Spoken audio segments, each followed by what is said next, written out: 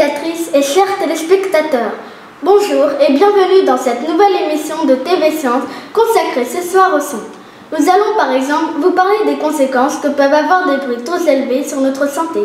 Pour commencer, nous allons nous rendre dans le laboratoire du professeur Lotorino qui va nous expliquer comment on mesure le son. Bonjour professeur Lotorino, pouvez-vous nous expliquer comment on mesure le son?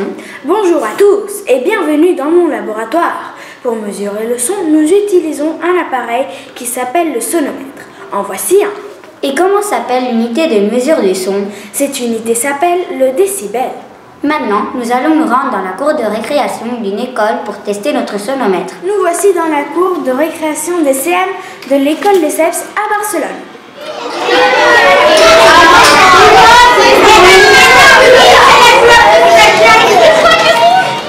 Le sonomètre nous indique que le bruit produit dans cette cour atteint 95 décibels. C'est beaucoup, professeur, 95 décibels? Oui, 95 décibels se trouve au seuil de danger pour notre système auditif. Très intéressant les amis. Maintenant, nous allons voir un cas de bruit encore plus élevé. Faites bien attention à vos oreilles. Nous allons assister dans quelques instants au décollage de la fusée Saturne V. Nous nous trouvons au bord de la ligne de sécurité. Attention, la fusée va décoller dans 5 secondes. Le compte à rebours commence. 5, 4, 3, 2, 1, 0. Décollage réussi. Alors, professeur Lotorino, combien de décibels indique le sonomètre pour le décollage de cette fusée? Vérifions le sonomètre. Il nous indique 180 décibels. Magnifique ce décollage. Mais c'est beaucoup 180 décibels. Que se passe-t-il pour nos oreilles si elles doivent supporter autant de décibels?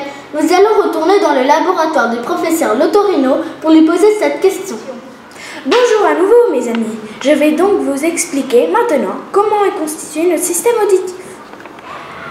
Comme vous le voyez ici, quand un bruit est produit, il entre d'abord dans le pavillon de l'oreille externe.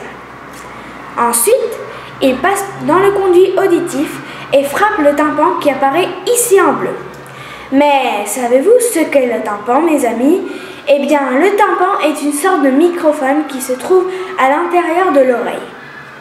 Celui-ci transmet un signal de bruit à l'oreille interne qui le retransmet au cerveau. Professeur Lotorino, pouvez-vous expliquer à nos chers téléspectateurs ce qui se passe quand le système auditif dépasse le seuil de danger?